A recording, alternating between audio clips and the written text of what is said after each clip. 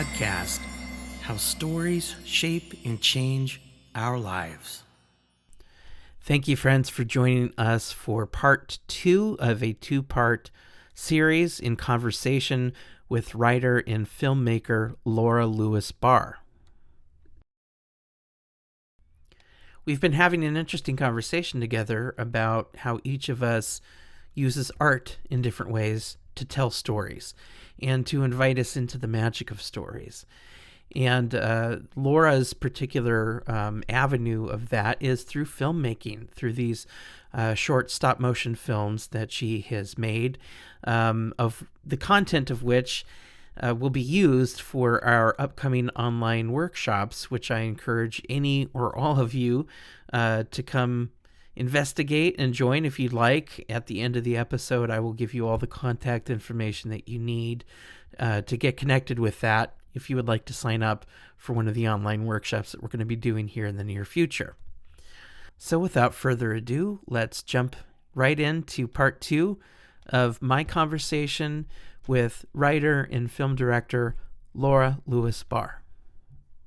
What are some, maybe a memory or two of things that delighted you in terms of what you were hearing somebody else talk about in terms of their experience with your film? Anything that stands out in memory? Yeah, one thing that stands out in a group of women that were meeting to watch my films once a month is the comment that even though they were watching, my friend Judy said she would watch the films on her own, but it was really only until she was with the group and discussing it that so much more would come out for her. Yep. And just like our little conversation right now about dumpling, the associations build on each other. And so that's one thing that has been confirmed in the meetings with the groups. It's hard for me to remember exact Sure. revelations that we've had, but But just watching I that process unfold has been fun. yeah, and I've always ended with the question of where are you at in the story right now? And that question always creates a lot of excitement as we each identify ourselves in the story. And I'm always asking questions to do that, but that final question kind of sends us forth Mhm. to kind of live that part of the story more consciously and see where um Yeah. yeah where it will It take plays us. into the phenomenon of anticipation. Oh, there's something for me to do here. Yeah, To go, what's this going to be? right. Yeah, I think I'm always astounded at the fact that, and like dreams do this too, of course, but that this collective story from a long time ago is still alive today, and it's asking things of me. Um, we just talked about, um, wow, I can't remember. It might have been Snow White, Red Rose, but I know Right. in the discussion, I realized that I had to get involved in local politics in my community Yeah. because I was feeling really shy. Oh, yes, that's right. I was identifying with Snow White, who in that film, like, just Mm. wants to be nice and not Yes. ruffle any feathers. And I realized I was embodying her, and that I needed to be more like Rose Red and take some risks. And Right. I was kind of bummed at that realization, Ah, what it was asking of me, but also right. grateful to step into that. And that's what these symbols kind of beg of us, don't they? They don't let us sit comfortably for too long, in my experience. Yeah. Yeah. Something starts bugging us eventually if we're sitting too long. and Mm-hmm.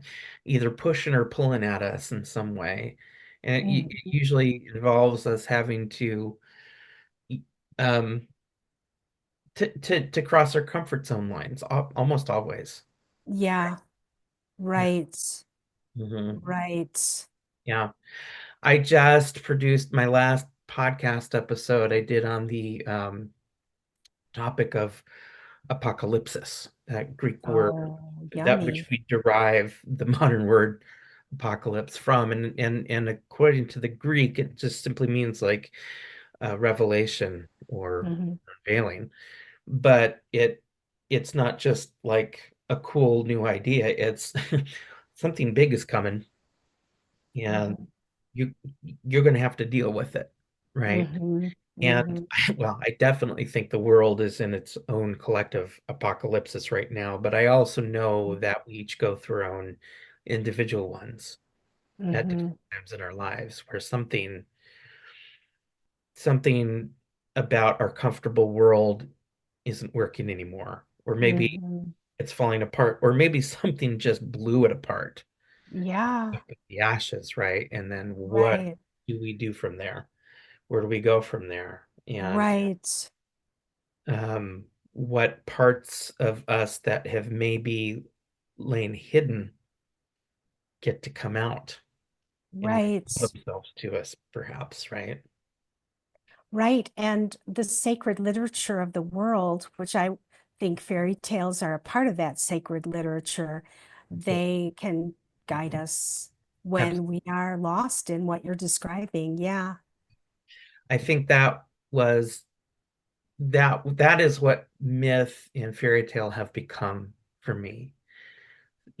As a person who grew up in a religious home in a religious environment and has gone through his own deconstruction process. Right. Um, Right. where I'm at right now is, and this is, I own this as my interpretation and my impression, right?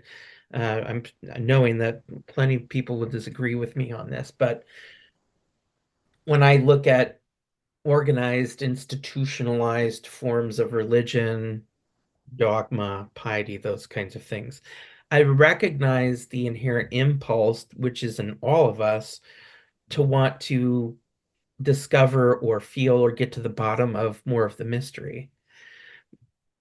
And I think myth helps us do that. But the difference for me between myth and dogma is myth gets to be a living story, which is ongoing and gets to change. Oh, so well said. Let that be part of the Right. preview for this That's right. episode. Yeah. Beautifully said. Yeah. And for me, things like dogma is like a myth gone cold. It's been Mm. forced to stay put. Mm. And then it dies. And So so yeah, I think, this impulse to want to bring healing and movement to the wounds of ourselves and the wounds of the world requires an ability to learn how to move again and yeah, to learn how to be curious again, yeah. that when we are afraid, right, fear isn't the only option that we have to choose from. Mm-hmm, mm-hmm. Right? There's, in that episode, I said in apocalypse, it's not just something that happens to us. There's a way to do this. There's work for us to do, the work of apocalypse. And I think that's when we get pushed or something's pulling us like, okay, I didn't want to do that before, but now I gotta. There's something here that Yeah, tell me I need to do this. yeah, yeah. That's beautiful. I love what you're saying. And emotion is what moves us. It is. We're moved by the emotion to move. There is a film. I'm going to have to think about my other films. In fact, I might bring up a list of them. But there's a little film that's based on a Michael Mead story that he tells a lot. Oh, Um, cool. I love tells Michael a, Mead. yeah, he tells it a lot. It's the woman the woman weaving the garment of the world. Do you know Mhm. that Yeah, I've story? heard him tell that Yeah, story. yeah, yeah. So I made a little film on that, and that is definitely part of apocalypsis. I think the world gets unweaved, and then we each start to reweave the Right. world in a new way. Yeah. And that's the idea of it. That's sort of the purpose of that's why it's archetypal, right? Mm-hmm. You know, Mm-hmm. we go through this as a species. We've been through it multiple times, Right. species, right? And, contrary to, what like say fundamentalist religious movements might suggest as the literal end of the world, myth tells us a very different story. No, it's the end of the world as we know it or as we have known it. Yeah. End of the world, right? There's new world. Right. Me. Right. Right. And I know Yeah. Michael Mead talks about that a lot. Yeah. Mm-hmm. Mm-hmm. Yeah. So as a culture, if we can re-embrace our imagination so that we can imagine the new world that we are creating um, in a symbolic way as well as a literal way, um, I actually imagination. think the future of our species and the world actually depends upon our ability to recapture that. Exactly. And I think, my one of my favorite Jungian stories is Jung sitting on the lake shore where he lived on a lake and making those little sand castles, right? Here's this man who is becoming famous in the world. He had his clients coming to him, I think, in the mornings. And then he writes in his autobiography, I'm paraphrasing terribly here, but something like, I felt like an idiot. Why am I making these little sand castles? But my soul wanted me to do it, so I did it. And so again, these little films that I make that are, scrappy and I get rejected all the time by festivals, not all the time, Yeah, too much of the time. sure. But they're filled with play and the imagination, and they're a sort of an affront to the ego. And I think That's this correct. willingness to be humble, get back to um, the child place, the place of imagination. Well, that's something that I did very much notice in your films, and you say as much on your website. There is this sense of play or Mhm, silliness that's important to you, mhm. right? And Yeah, that does for me come out in the film. yeah, And, yeah. and in the right way, like because in the jarring way that's kind of meant to make you kind of go, wait, you know, which I Yeah, think is perfect. I just, yeah, yeah, yeah. It's tough because, there's, it feels like there's only limited number of people who kind of understand what it is that you're doing or you're trying to do. yeah. And, the people who see it, myself included, absolutely love and adore what you're doing. Mm. Yeah, but I can see how other people who would not be making that connection is going, I don't know what this Right, is, right? right. Like regular filmmakers can be more hung up on sort of technical Yeah, goodness or right. even the stories. I was criticized by a film festival for the fairy tale kind of repeating itself 3 times. Oh, really? Oh, Because it's a narrative, it's a different kind of narrative arc, right? Than maybe what some people are used to. And I've struggled, but I think it's more important for me to be true to the fairy tale and let the repetitions happen. And but yeah, it's not always understood. well, let me say incredibly grateful to you Mm, for following that because that takes courage. mm, That takes a lot of courage, right? yeah, To continue to follow that, even though it's not going to be catering to all the different people that sometimes we want it to, right? We want it to cater to to be seen mm-hmm, by certain people, maybe important people. mm-hmm. right? There is that. Hmm. Um, but Yeah. to say, you know, no, I mean, I think one of my favorite artistic filmmakers is David Lynch, but who of Mm. us actually has the money and the clout to be able to pull off, what Hmm. he's able to say is, when the studio comes to him and says, "We want you to do this," and he says, "No, I'm not going to," and if you don't let me do my thing, I'm going to walk away, right? Hmm. Hmm. He can afford to do that. Most Hmm.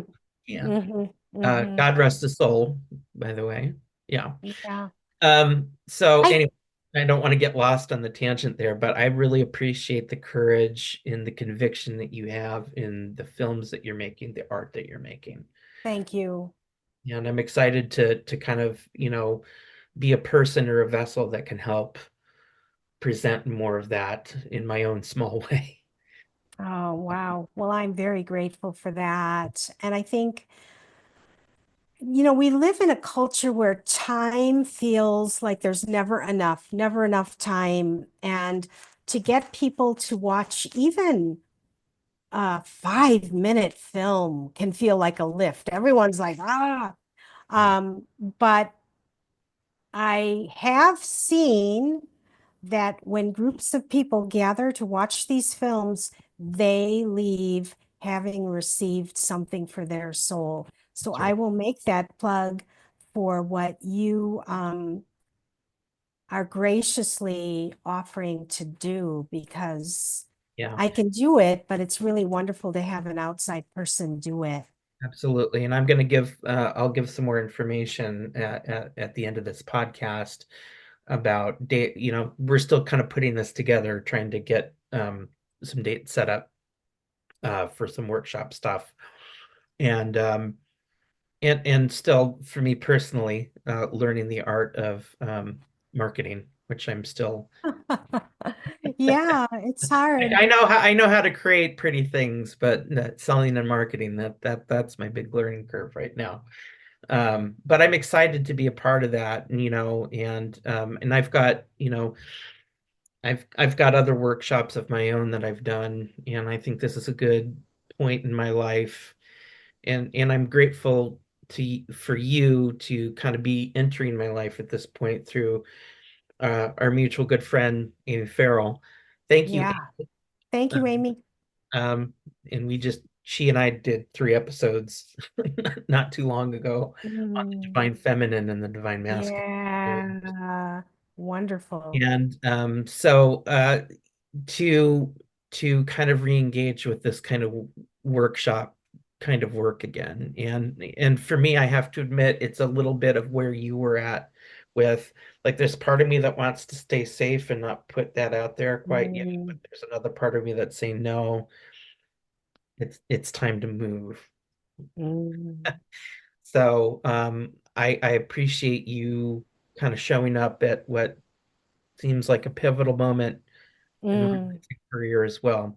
And the thing that I like is that we're not like intentionally doing this for each other, right? We're not taking responsibility for each other's stuff. We're just allowing the meat to Yeah, happen and change and do whatever it needs to do. for And sure. so Yeah, yeah, yeah. I'm just grateful. I'm always hungry for partners, collaborators, because I do this all by myself. yeah, right. Yeah, and that's a heavy load to try to carry all by yourself, to do everything. I would, Yeah, yeah, yeah. And to move from facilitator role mm, to, I mean, to be the artist and now the facilitator of my own art. right. Yeah, I do it and I will continue to do it, but Yeah, gosh, what a joy to right. have another voice in there. Well, and Laura, also this to say that, beyond whatever workshop projects we might be collaborating on in the future, just thankful to have a new friend that Hmm. can speak the same language, Hmm. I use that to just kind of bounce things off of each other, just for fun or for other ideas from time to time I love it. outside of the film and the workshop stuff. Oh, So yes. I know for me, that's been a big deal. particularly in the last 10 years, Hmm. intentionally connecting and making community. Hmm. And that's not typically been easy for me because I'm an introvert. Mm. So this is something that I've had to work at, but I've been so grateful for the work. Doing the work of it has been a blessing Mm. as much as the connections that I'm making people. Hmm. And I really do think we're living at a time in our world right now where that's for us to survive a lot of the crazy, stupid shit that's going on in the world. Yeah. It's gonna be vital for those of us who know how to speak the same language in these deeper, important ways to stay connected, Yeah. in conversation and community with each other. So I appreciate this opportunity to get to know you and your work better, and hopefully provide a platform for other people out there to engage with it because I think it's worthwhile. Thanks. Thanks. Yeah, well, I'm really impressed with the way you follow your dumpling, man. It's really, it's really impressive. You walk It's, the talk. Yeah. yeah, yeah, it won't let me ignore it. I've learned that, I've Mm. gone through my own trials throughout my life where I've tried to ignore it or fight it or push it away because, again, I'm a people pleaser, Hmm. right? And so having to walk that journey between sacrificing my dumpling for Hmm. somebody else's stuff. I Mm. want to be liked because I want to be loved, all of those things, Hmm. right? Sure. Sure. Um, and learning how to maneuver and manage tensions without being at war with yourself. That's the work of a lot of us right now. Uh, Thank you for giving it voice and yeah. uh yeah, it's beautiful.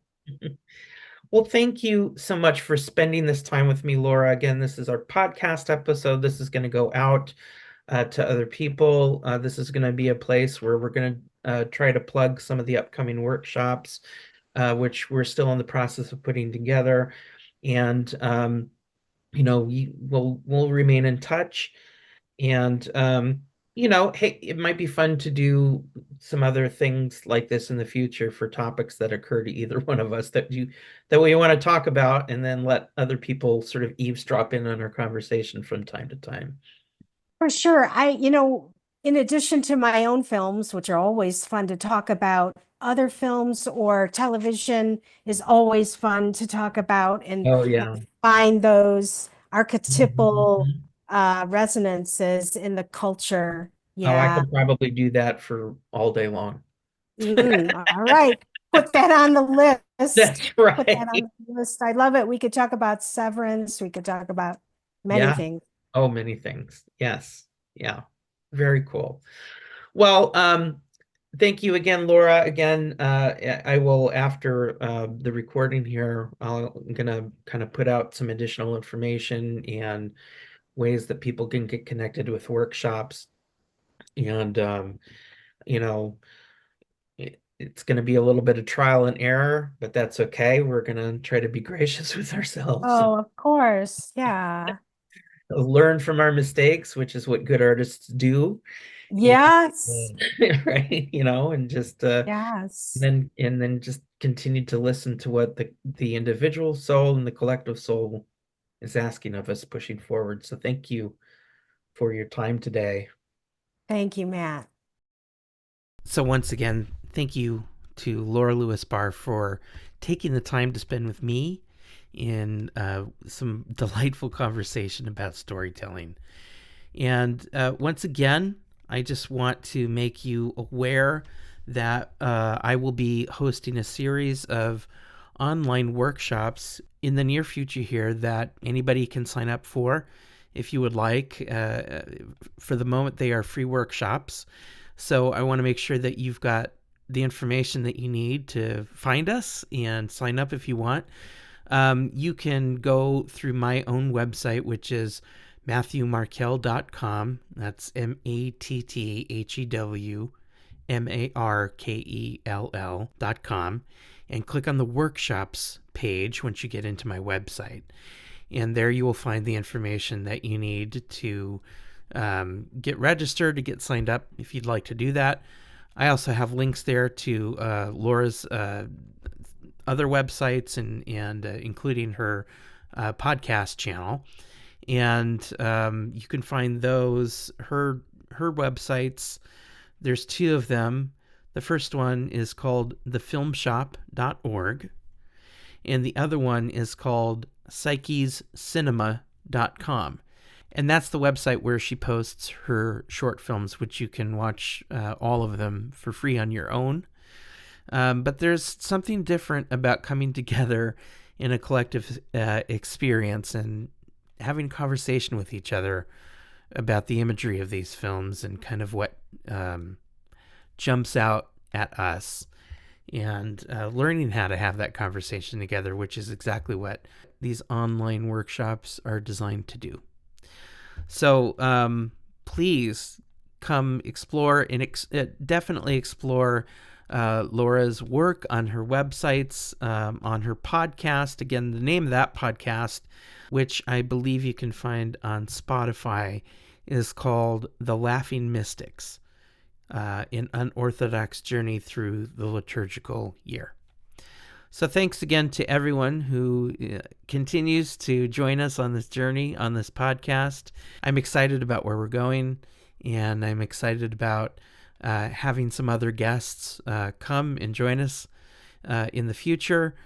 As always, be kind to yourselves, be well. I will see you next time.